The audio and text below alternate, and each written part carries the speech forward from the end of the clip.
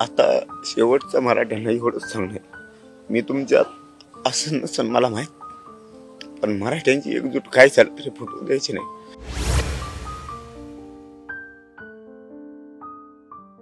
आरक्षण घेतल्याशिवाय आता नाही मग हटायचं. आता शेवटचं मराठ्यांना एवढंच सांगणं, मी तुमच्यात असं नसन मला माहीत, पण मराठ्यांची एकजूट काय झालं तरी फुटू द्यायची नाही. आरक्षण घेतल्याशिवाय आता नाही मग हटायचं. आपले पोरं संपवण्याचा घाट कशामुळे घातला आहे? आपले मराठ्यांचे पोरं आत्महत्या करायला लागले, तरी पण हे सहज आंदोलन घेत आहेत. आपले पोरं संपले पाहिजेत, आरक्षण असून सुद्धा हे का स्वप्न सरकार बघते हे कळत नाही. आमचे पोरं आरक्षणासाठी लढायला लागले.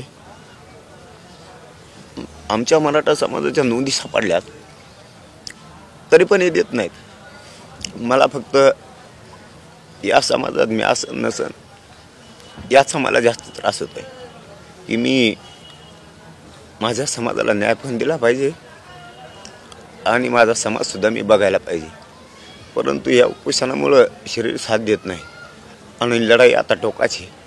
म्हणून मी माझ्या समाजाला सांगितलं आहे की मी आपले मराठ्यांचे लेकरं मोठे व्हावेत म्हणून मुंबईकडे निघालो. फक्त मी तुमच्यात असं नसन मला माहीत नाही, ही विचार मरू द्यायचा नाही आणि हे आंदोलनसुद्धा बंद पडू द्यायचं नाही. काही झालं तरी हरकत नाही. आता मात्र आरक्षण घेऊन पोरांच्या डोक्यावरती गुलाल टाकायचा. मी मात्र आता 9 वाजता मुंबईकडे निघालो आहे आणि मी आता मागं हटणार नाही. शेवटच्या श्वासापर्यंत मी या मराठा समाज मोठे व्हावं लेकरं म्हणून लढणार आहे.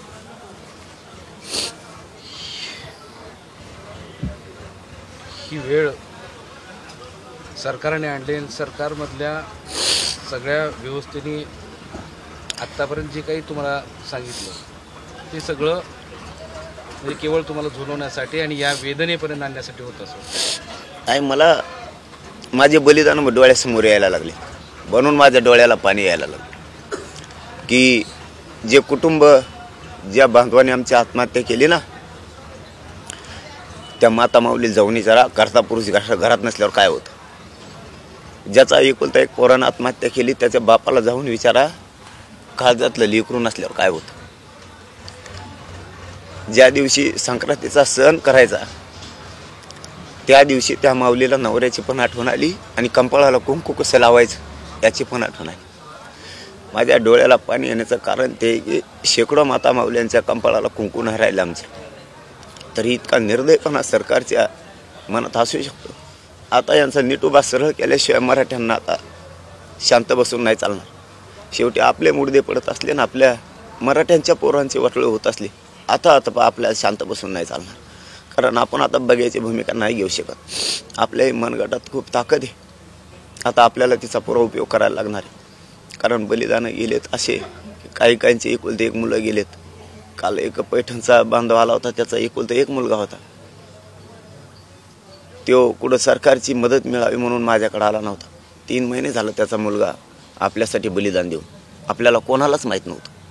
म्हणून कालपासून मी खूप व्यथित झालेलो आहे की आणि माझ्या डोळ्याला पाणी याचे कारणंसुद्धा ती आहेत की 250-300 पेक्षा जास्त बलिदान गेले. आणि काल पैठणचा बलिदान गेलेलं त्या बापानं सांगितलं सुद्धा नाही. तो दुःखात होता खूप. त्याने सांगितलं आता माझं एकुलता एक पोरग गेलंय, फक्त तुम्हाला सांगायसाठी आलोय, जाऊ द्या. माझं गेलं तर एकुलता एकच होतं, जाऊ द्या गेलं तर, पण आरक्षण घ्यायचं आहे आपल्याला. त्यावेळेस असं अंगात काटे आले होते आणि अंगाचा थरकाप उडाला होता की एकुलता एक पोरगा जाऊन जर समाजाची ही भावना असते तर इतकं नालायक सरकार असू शकतं की लेकरं त्यांचे जनतेतले लेकरं मरत असताना सुद्धा, त्यांच्याच जनतेतले लेकरं मरत असताना हे सरकार उघड्या डोळ्यानं बघू शकतं. आणि ते बी हक्काचं आरक्षण असो. काय वाटत असेल त्या बापाला, पोरगण ह्या आत्महत्या केली मराठा आरक्षणासाठी, एकुलता एक होतं, काय राहिलं त्याच्या घरात? कोणीच नाही राहिलं.